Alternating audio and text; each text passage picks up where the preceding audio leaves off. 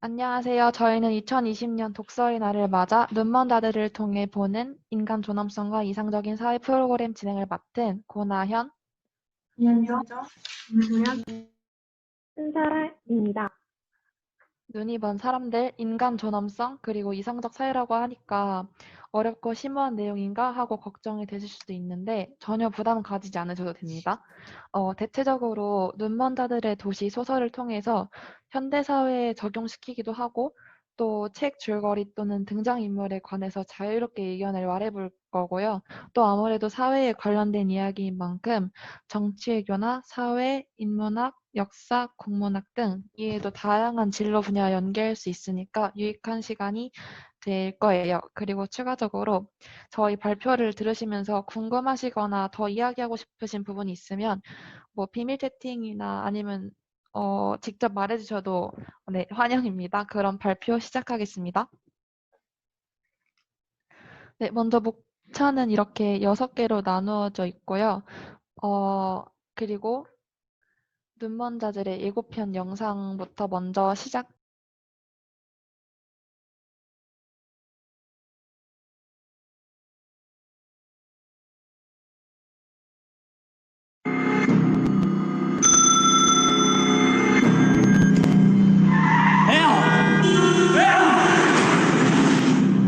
Nothing.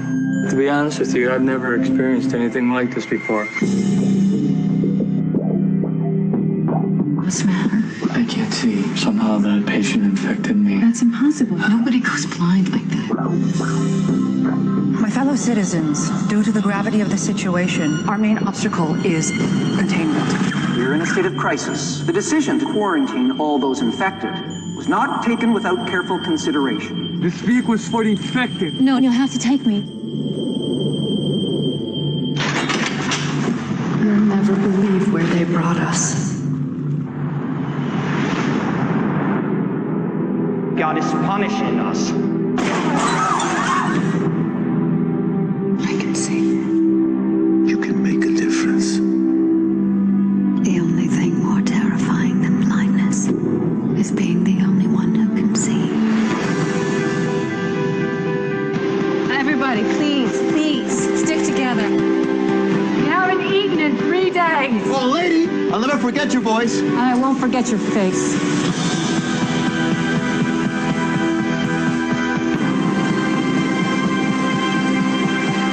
I see you. After all this time, I actually see you. You're afraid to close your eyes. Afraid to open them. 본격적으로 발표에 들어가기에 앞서 눈먼 자들의 도시를 주제 도서로 선정한 이유에 대해 발표하겠습니다. 눈먼 자들의 도시는 눈이 머는 전염병을 소재로 다룬 소설입니다. 전염병이라고 하니까 여러분 모두 눈치채셨을 수 있는데요. 책 속 도시의 상황이 현재 전 세계의 상황과 매우 흡사합니다. 코로나19로 인해 예전까지와는 많이 다른 일상을 살아가고 있는데요. 소설 속에서도 지금과 같은 상황이 유사하게 나타납니다. 전염병으로 인해 물리적 거리뿐만이 아니라 심리적 거리 또한 멀어지기도 하고 급속히 확산되는 전염병에 서로를 원망하기도 합니다. 이 유사성을 보고 눈먼 자들의 도시를 주제 도서로 선정하게 되었습니다. 또 도시라는 공간으로 사회에서 일어나는 여러 부조리한 사건들에 대해 설명하고 있는 특징을 활용하여 실제 사회와도 연결을 지을 수 있을 것 같아서 선정하게 되었고, 또 현재의 정보 사회 속 각박한 사람들 간의 관계, 그리고 온라인 사회 속 인간성 결여와 눈먼 자들의 도시 속 사람들, 그리고 이와 대비되는 주요 인물들 간의 희생과 헌신에 대해서도 연계할 수 있을 것 같아서 선정하였습니다.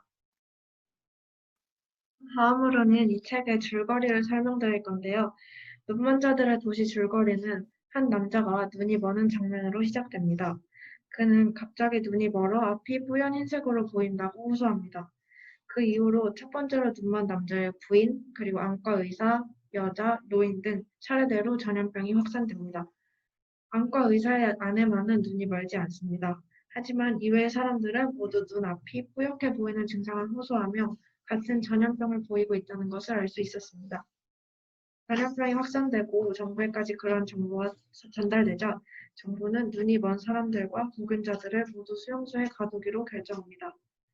이때 가장 격리시키기 좋은 장소로 정신병원을 선택했고 주인공인 의사의 아내도 수용소에 가두어졌습니다.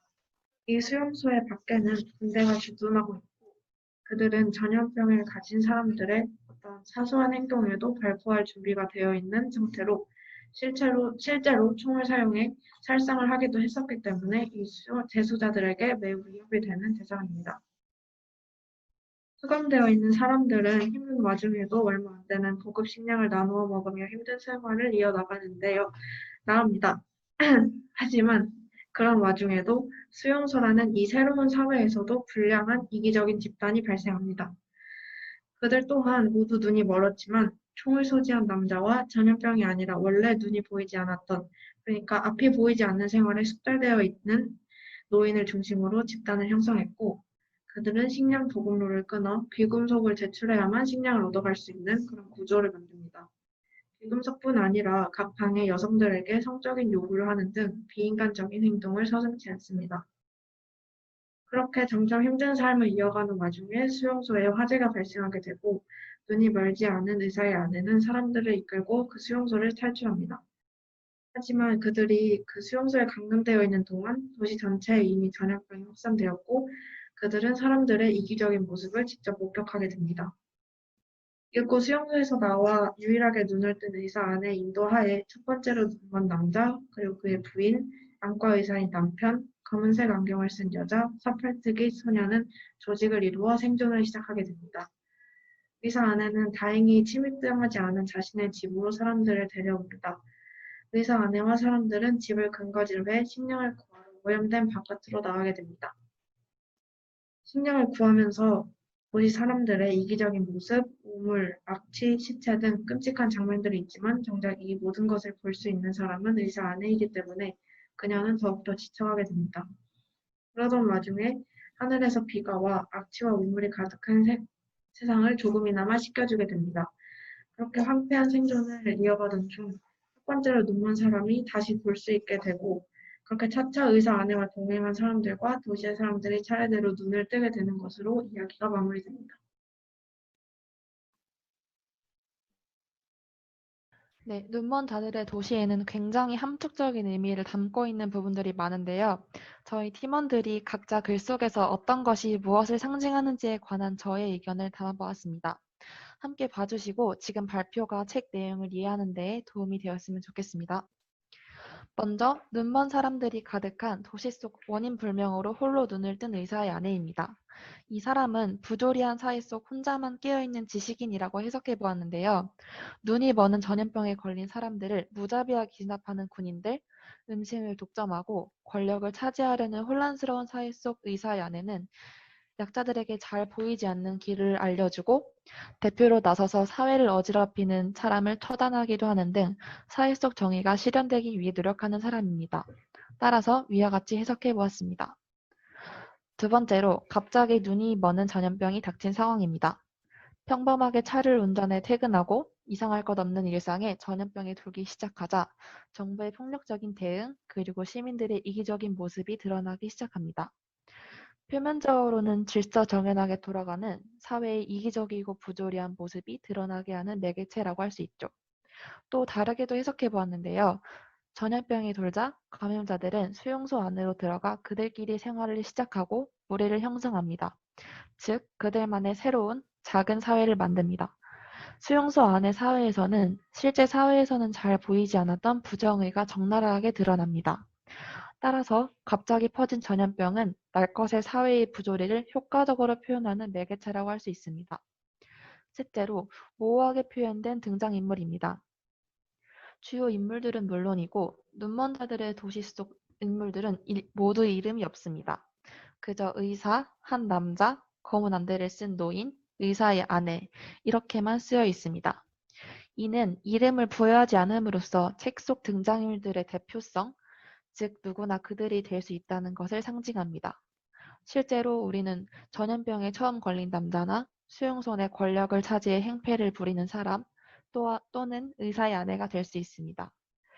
누군가는 썩어있는 사회에서 더 부패된 행동을 하고 누군가는 정의를 되찾기 위해 노력합니다. 등장인물의 이름을 부여하지 않고 그저 행동 그리고 외양 묘사만을 통해 눈먼 자들의 도시 속 일들과 인물들이 실제 사회에서도 일어날 수 있다는 것을 표현해왔다고 해석하였습니다. 네 번째로 눈에 대한 상징이 있습니다. 눈먼 자들의 도시에서는 백색 실명이라는 눈에 관한 전염병이 의사 부인을 제외하고 모든 사람들에게 퍼지게 되는데요. 여기서 눈은 사람의 이성을 상징하고 눈을 먼 것은 이성의 마비를 뜻합니다. 즉 수용소에서 나타난 사람들의 이기적인 모습과 쓰레기 더미가 된 도시의 모습들이 사람들의 이성이 마비되어서 일어난 결과라고 볼 수 있습니다. 다섯 번째로는 백색 실명이라는 전염병이 빠르게 퍼져나간 것은 사람들 사이에서 생겨난 공포에 대한 맹목성, 원인을 알 수 없는 공포를 상징합니다.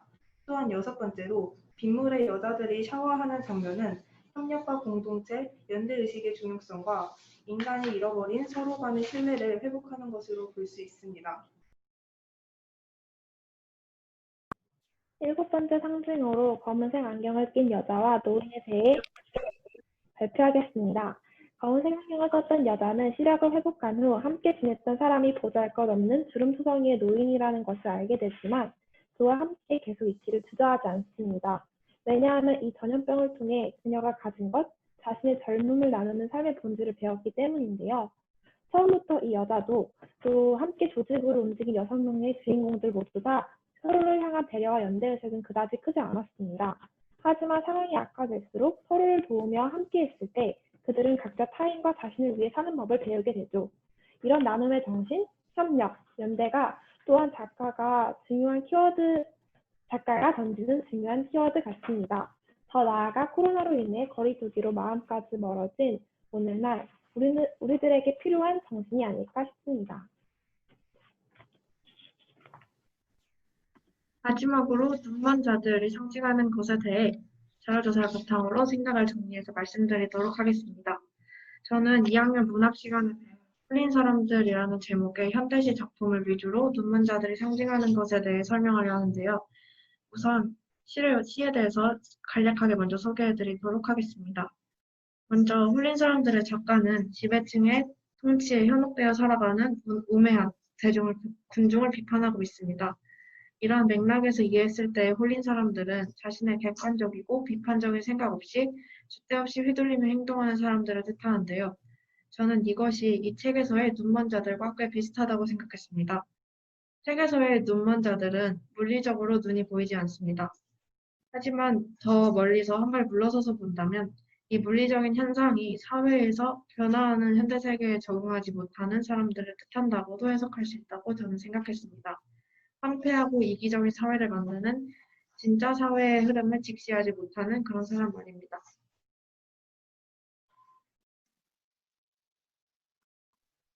네, 다음으로 저희가 각자 뽑은 눈먼 자들의 도시의 인상 깊은 구절입니다. 먼저 저는 17페이지에 있는 초반의 대사가 가장 기억에 남는데요. 바로 그가 지금 빠져든 백색의 상태는 너무 환하고 너무 전면적이어서 색깔만이 아니라 사물과 존재 자체를 흡수해버렸다. 아니, 삼켜버렸다. 그래서 훨씬 더 안 보였다. 라는 문장입니다. 눈이 먼다고 상상을 해보세요. 일반적으로 컴컴해지고 아무것도 보이지 않는 어둠을 떠올리실 겁니다. 그런데 책 속 눈이 먼 사람들은 모두 입을 모아 하나같이 세상이 아주 환한 백색으로 보인다고 말합니다. 왜 하필 백색이라고 했을까 하고 생각을 해보았는데요. 흰색을 하면 대표적으로 깨끗함, 고유함, 이렇게 때묻지 않은 순수한 이미지들을 떠올리실 것 같은데요. 그러나 실제로 소설 속 눈이 먼 사람들은 권력을 독차지하려 그릇된 행위를 일삼고 정부에서는 무력으로 사람들을 진압하는 그야말로 암흑의 사회가 도래합니다. 작가는 긍정적인 백색의 이미지가 등장인물들을 흡수하다 못해 삼켜버렸다고 표현합니다. 따라서 표면적으로는 백색으로 보이는 사회의 모순적인 모습이 드러나자 시민들의 눈을 멀게 했다. 즉 그들의 평화로운 일상을 삼켜버렸다고 해석해 보았습니다. 그 다음 제가 눈먼 자들의 도시에서 찾은 인상 깊은 구절은 페이지 223쪽에 있는 사람 몸에서 그래도 영혼이 남아있는 곳이 있다면 그게 바로 눈일 거야입니다. 왜냐하면 백색 실명으로 인해 양심뿐만 아니라 자신의 정체성, 영혼조차 잃어버린 사람들의 비극적 현실에 대해 잘 보여주는 문장이라고 생각했기 때문입니다.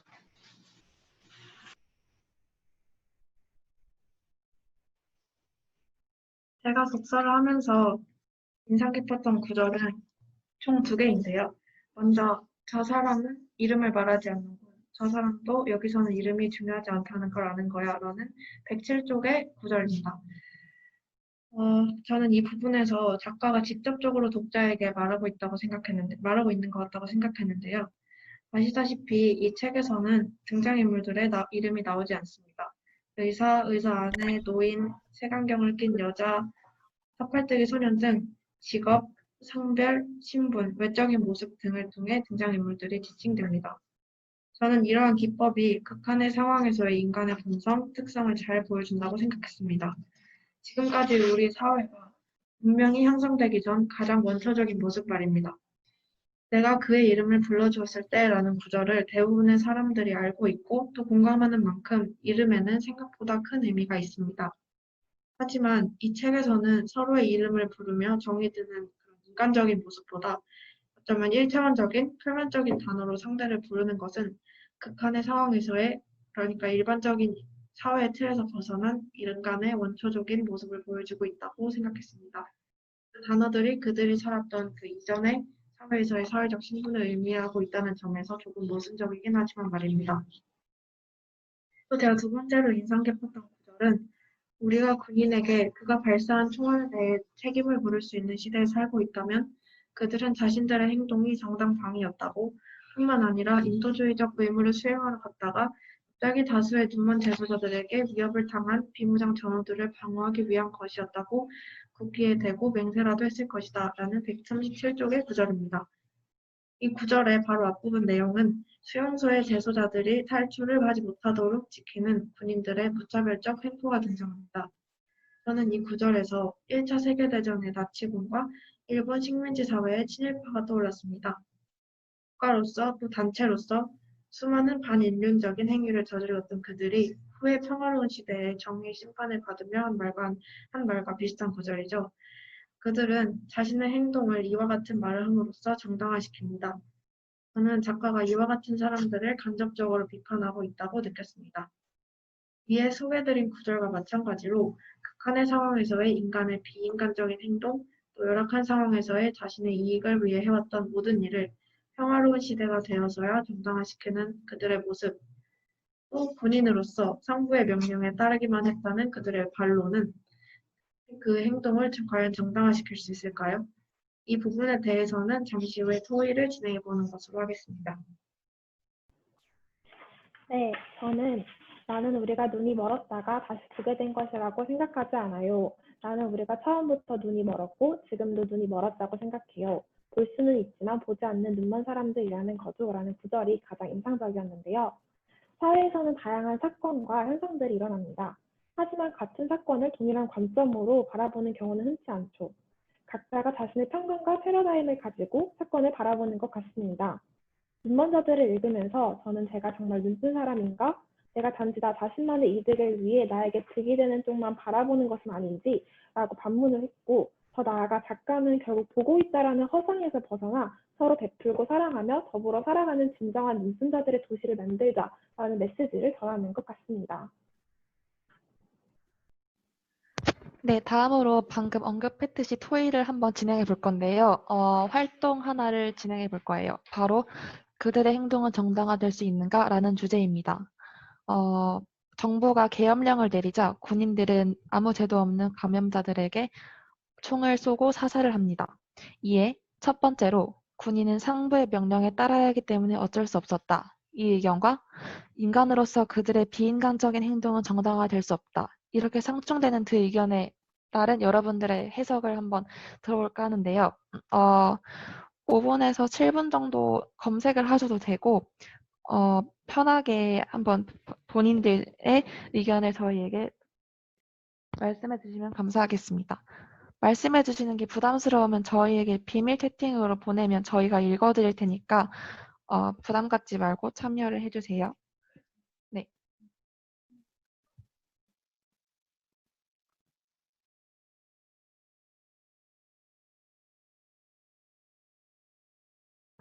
다시 한번 말씀드리면은 이거 두 의견에 대해 여러분들의 생각을 저희에게 보내주시면 감사하겠습니다.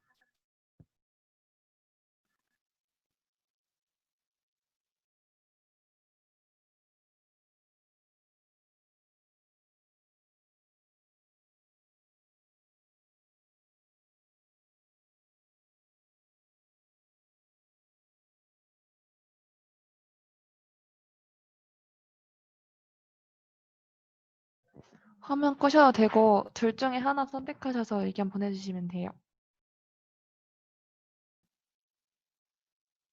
보내주세요.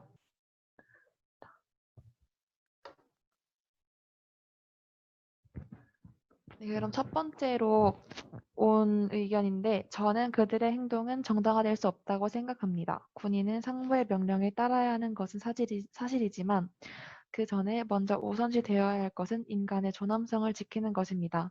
아무리 상부에서 강압적으로 명령을 한다 해도 인간의 존엄성을 해치는 행위라면 따르지 않는 것이 올바른 행위라고 생각합니다.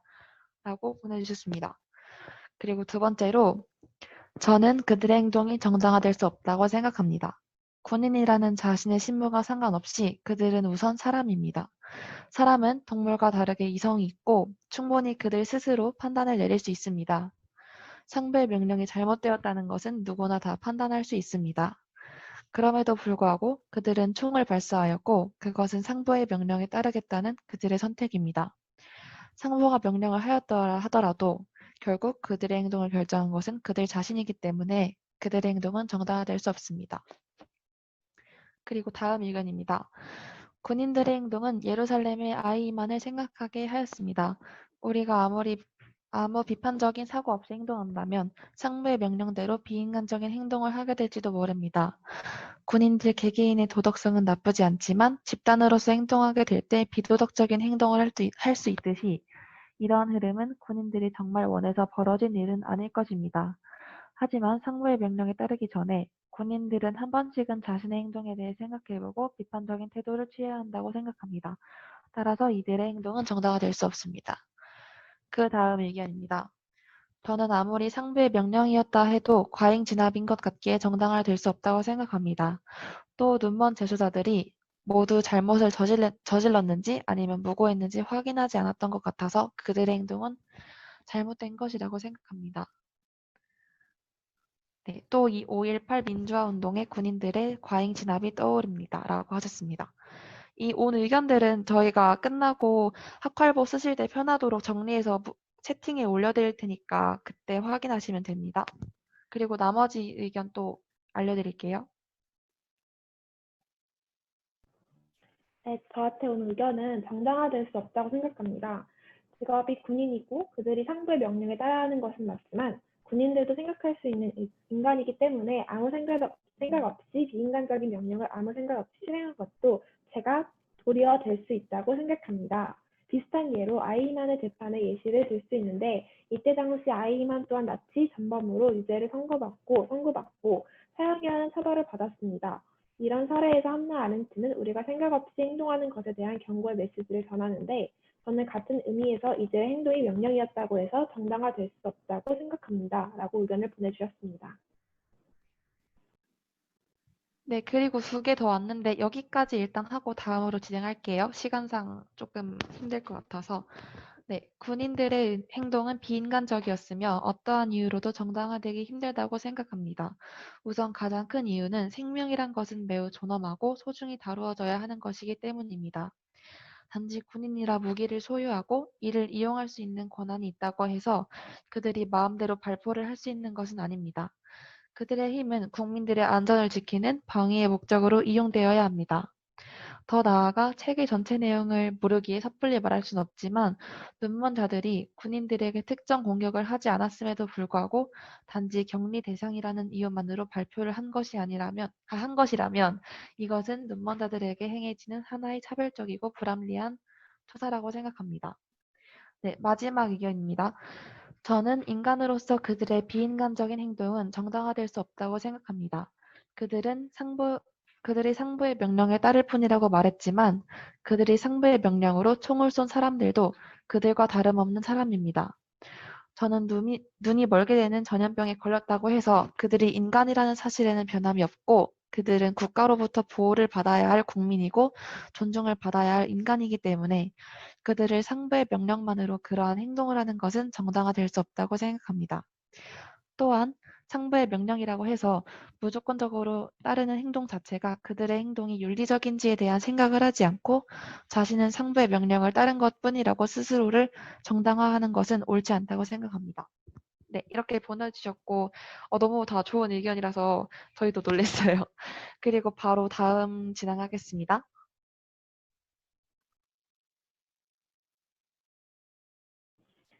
네, 이제 그 눈먼 자들의 도시의 상호 텍스트 작품으로 후속작인 눈뜬 자들의 도시에 대해 소개하도록 하겠습니다. 네, 주제 사람하고의 눈뜬 자들의 도시에 대한 내용인데요. 먼저 작품을 쉽게 이해하기 위해서 등장인물 관계도에 대해서 소개하겠습니다. 네, 등장인물의 관계도는 눈먼 자들과 또 눈뜬 자들로 나눌 수 있는데요. 실제로 눈이 멀고 또 뜬 것이 아니라 저희가 책을 읽으면서 권력만을 추구하는 어두운 세력을 눈먼 자들이라고 비유했고, 또 변화와 개혁을 추구하며 깨어있는 지식인들을 눈뜬 자들로 비유했습니다. 다소 주관적인 면이 있기 때문에 이 점에 대해서 양해 부탁드립니다.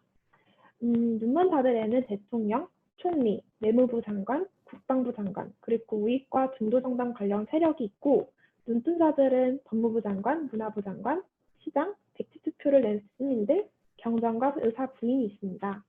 그리고 가운데 기자의 경우 투명하지 않은 언론을 통해서 혼란을 더욱 야기시키기도 하지만 의사 부인의 진실을 밝혀 양면적인 모습을 보여주는 역할을 합니다. 이 책의 줄거리를 키워드 중심으로 간략하게 소개해드리도록 하겠습니다. 먼저 첫 번째로 눈뜬 자들의 도시는 선거 당일 한 도시의 시민들이 백지 투표를 하여 정치가들이 매우 당황하는 장면으로 시작합니다. 정부는 사건의 진상을 규명하기 위해서 거짓말 탐지기를 이용하면서까지 대면 조사를 하여 비밀 투표의 원칙을 침해합니다. 정부는 심지어 계엄령을 선포하면서까지 사건을 규명하려고 하고, 결국 그 도시의 시민들은 자신이 백지 투표를 했다고 밝히며 시위를 하게 됩니다. 이 사건에 거대한 조직의 배후가 있고 무정부주의 음모론으로 생각한 대통령, 총리 및 권력가들은 매우 불안해하고, 결국 대통령은 연설을 통해 정부가 그 도시를 떠나고 포기하겠다며 연설합니다. 즉, 정부는 경찰들과 청소부들을 파업시키는 등 그 도시를 혼란으로 몰려고 하지만, 그 도시의 시민들은 오히려 시민의식을 보여주며 대통령의 연설과는 다르게 평화로운 도시를 유지하게 됩니다. 하지만 어느 날 엄청나게 큰 화재 사건으로 30명 정도의 인명피해가 나게 됩니다. 이 사건의 배후에는 혼란을 야기하고자 한 정부가 있었고, 양심적인 시장은 내무부 장관에게 도전하며 사임하게 됩니다. 네, 백지 투표자들은 화재 사건에 대해서 추모 시위를 하게 됩니다. 권력의 위협을 느낀 대통령은 백지 투표자들이 시민들 전체가 눈먼 사람의 그 된 사건과 관련해서 눈먼 자들의 도시 그 내용과 관련되어 가지고 관련이 있을 것이라는 내용의 전단지를 살포하게 되고, 그러던 중 대통령은 전염병 당시 안과 의사의 부인만이 이 눈을 멀지 않았다는 편지를 받게 됩니다. 대통령의 명령을 받은 내무부 장관은 경정, 경감, 경사를 파견해서 의사 부인을 조사하도록 하고, 그러나 양심적인 경정은 의사 부인의 결백을 보고하지만 내무부 장관은 이를 무시하고 의사 부인과 관련된 음모를 계속 추진하게 됩니다. 그리고 경정을 사임시킵니다. 경정은 언론을 통해서 결국 의사 부인에 대한 진실을 규명하지만 결국 암살당하게 되고, 의사 부인 역시 저격당하는 비극적인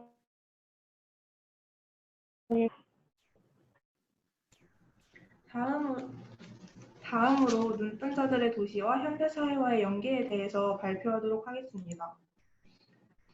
눈뜬 자들의 도시에서는 선거날 오후 4시 갑자기 거대한 군중들이 선거장으로 몰려와 선거를 합니다. 하지만 무엇 때문인지 몰라도 선거 결과 75%의 백지 투표가 나오게 됩니다. 왜 사람들은 일반 대중들이 행사할 수 있는 가장 기본적인 권리이자 의무인 선거에서 백지 투표를 던진 것일까요? 아마도 이들은 정부가 언론을 감시하고 통제하는 등 불투명하고 민주주의가 제대로 실현되지 않은 사회에서 투표만으로 자신들의 의사를 표현하기 어렵다고 생각하지 않았을까요? 그래서 저희는 이 책을 읽으면서 무엇보다도 한 사회가 더 성숙하고 민주적인, 즉 민주적인 민주주의를 위해 무엇이 더 필요할까라는 생각을 하게 되었고, 현대사회에서 민주적인 민주주의를 위해 어떤 노력을 하고 있는지 조사하게 되었습니다. 첫 번째는 투표 방식의 변화입니다. 이 예로는 이번 2020년 4월 15일에 시행된 제21대 국회의원 선거부터 개정된 공직선거법이 있습니다. 개정된 공직선거법의 주요 내용은 두 가지로 압축할 수 있는데, 첫 번째는 선거 연령이 만 18세 이상으로 하향된 것과 두 번째로는 준연동형 비례대표제 실시가 있습니다. 먼저 선거 연령 하향은 제21대 국회의원 선거부터 만 18세 이상의 사람들은 모두 투표를 할 수 있다는 것을 말합니다. 즉, 저도 1년 혹은 2년 후에 일부는 투표가 가능하다는 것입니다. 그 다음 두 번째로 준연동형 비례대표제가 있는데요. 이를 설명하기 위해서 먼저 연동형 비례대표제에 대해 간단히 설명하도록 하겠습니다. 연동형 비례대표제란 전체 의석에서 정당 득표율만큼 의석을 배분하고 지역구 당선자를 제외한 만큼 비례대표 의석을 보장받는 것을 말하는데요. 예를 들어서 A정당이 총선에서 10%의 정당 득표율을 얻고 10명의 지역구 국회의원을 배출했다고 가정해 보자면 A정당은 정당 득표율에 따라 의석을 배분받아야 하기 때문에 전체 의석 300석에서 A정당의 정당 득표율인 10%, 즉 30석의 의석을 가져가게 됩니다. 그리고 여기서 A정당은 지역구 선거에서 이미 10석의 의석을 확보했기 때문에 결과적으로 A정당은 30에서 10석을 뺀 20석의 비례대표 의석을 얻게 됩니다. 그럼 준연동형 비례대표제는 무엇일까요? 준연동형 비례대표제는 비례대표 의석 배분에서 연동률이 절반인 50%이기 때문에 그냥 나누기 1을 해주시면 됩니다. 따라서 아까처럼 예를 들어 설명하자면 아까 A정당은 연동형 비례대표제 계산법에 따라 배분받은 의석 20석의 절반인 10석을 얻게 됩니다. 네. 두 번째로 눈뜬 자들의 도시와 현대 사회를 연결하자면 선거와 투표 방식 이외에 우리가 민주주의에 있어서 정치 참여를 할 때 또 다른 방법에는 무엇이 있을까요? 가장 중요한 것은 자신이 공동체의 구성원임을 자각하고 또 공동체 안에서 삶의 의미와 정체성을 찾아가는 과정이 중요하겠죠. 근데 이건 너무 교과서적인 얘기이고요. 실제로 생긴 교과서에 보면 주민소환제, 주민발의제, 또 주민참여예산제 등 지방자치 단체에서도 다양한 제도를 통해서 시민의 정치 참여를 보장하고 있습니다. 구체적인 사례로 세계적인 민주주의를 이해하기 위해서 북유럽 국가들의 사례를 심화해서 발표하도록 하겠습니다. 북유럽 국가는 복지국가라는 타이틀을 뛰어넘어서 오늘날 대의민주주의의 모범적인 모습을 보여주고 있다고 해도 과언이 아닌데요. 다음 자료와 같이 세계적인 시민 발의 제도를 도입하는 사례를 볼 수 있습니다. 또 특히 핀란드에서는 청소년의 정치 참여가 매우 활발하다고 합니다. 이렇듯 민주주의에 대해 참여적인 교육을 제공하고 또 각 지방시의회에 청소년위원회가 존재하여 실제 의원들과 같이 예산을 담당하고 청소년들을 대표해서 정책 의견을 냅니다. 다음 청소년의회 본회의를 통해서 직접 총리와 또 장관이 참여를 함으로써 선발된 청소년 대표자들과 질의응답을 하는 시간이 있다고 합니다. 발표를 준비하면서 인상적이었던 것은 청소년위원회 대표가 이런 말을 했는데요. 청소년들이 결국 미래를 책임지고 살아가야 하는 주체이기 때문에 마땅히 우리 동안 사회에 우리의 목소리를 내야 한다라고 말한 발언입니다. 핀란드의 사례에서 저는 청소년들의 적극적인 정치 참여 모습뿐만 아니라 이에 대해 사회와 또 기득권 세력이 경청하는 자세, 또 소통을 하려는 모습을 보며 이것이 진정한 민주주의의 모습이 아닐까라고 생각했습니다. 그 다음 저희가 눈뜬 자들의 도시에 관해 준비한 토의하기 활동은 결말 바꿔보기입니다. 눈뜬 자들의 도시는 경정과, 즉 경찰과 의사부인이 정부에서 보낸 요원에 의해 피살된다는 비극적인 결말로 이야기가 마무리되는데요. 만약 여러분이 작가라면 이야기의 결말을 어떻게 리메이킹하고 싶으신가요? 하얀색 박스 안에 있는 결말 내용을 읽고 여러분의 자유로운 의견 부탁드립니다. 그리고 아까처럼 비밀 댓글로 의견을 공유하셔도 됩니다. 사람들의 의구심을 시작으로 진실을 촉구하는 사람들이 점점 늘어났다. 비로소 감겼던 눈들이 하나둘씩 세상을 직면하고 있었다. 너무 잘 썼는데요. 두 번째는 나는 리메이킹하기 전 결말이 최고의 결말이라고 생각한다. 전작이었던 눈뜬 자들의 도시에서 의사 아내는 홀로 눈을 뜬 사람으로 부조리한 사회 속의 지식인을 뜻한다. 하지만 이 지식의 후속작에서는 이 지식인이 후속작에서는 피살된다는 사실이 지식인들의 말은 묵살당하고 사회는 변하지 않는다와 같이 현재 우리 사회를 비판하는 작가의 메시지를 담고 있는 것 같다고 생각하였다. 따라서 이 책을 읽는 모든 사람들이 부조리한 사회에 대한 경각심을 느끼게 될 것이라고 생각한다. 다들 대단하십니다. 세 번째는 무능한 정부에도 시민의식을 통해 다시 평화를 되찾았던 것처럼 경정과 의사 부인이 피살된 후에도 깨어있는 지식인들과 시민들이 연합하여 민주주의 사회를 만들고자 노력할 것이다. 네, 마지막 의견으로는 책의 내용을 다 알지는 못하여 구체적인 내용까지는 다 서술하지 못하겠습니다. 그렇지만 원래 책의 내용은 정의롭고 올바른 사고를 지닌 사람이 결국 음모에 휘말려 피살당하잖아요. 그런 결말 말고 의사 부인을 중심으로 사람들이 진실을 마주하고 올바른 정의관을 갖게 되어 평화롭고 이상적인 사회가 도래되는 결말이었으면 좋겠습니다. 무엇보다 책의 내용 중간에 악의 세력이 명확히 처벌당하는 장면이 있었으면 좋겠습니다. 아니면 진정으로 자신의 잘못을 뉘우치고 교화되는 장면도 괜찮을 것 같아요. 저는 마지막에도 계속 눈먼 사람들의 도시로 남아있을 것 같습니다. 이건 다른 의견 같은데요. 또 이제 마지막 주신 사람은 저는 마지막에도 계속 눈먼 사람들의 도시로 남아있을 것 같습니다. 누군가 죽는 거에도 총소리가 나는 것에도 무감각한 사람들의 상태를 보고 그렇게 생각이 들었어요이라고 약 6명의 사람들이 보내주셨습니다. 네, 더 특별한 의견이 더 없는 것 같은데 저희가 리메이킹한 부분에 대해서 살짝 소개를 해드리자면 저희는 의사 부인과 경정이 피살당하지 않고 그 전에 그 경정이 자신의 그 용감한 태도로 가지고 언론에 그 의사 부인은 실제로 음모론과 관련이 없다라고 그 양심적으로 고백했었던 장면으로 돌아가서 그 내용이 SNS를 통해서 해외 외신에게 전파되게 되고 그래서 다른 이제 해외 언론들이 이것에 관심을 갖게 되면서 이렇게 좀 부정적인 세력들, 총리나 대통령, 또 이렇게 음모론을 꾸미고 있던 사람들이 자진 사퇴하는 그러한 결말로 좀 해피엔딩으로 서로 리메이킹을 해보았는데요. 저희가 낸 의견 외에도 다른 분들이 너무 다 정말 명언을 남겨주셔서 정말 짱이라고 생각합니다.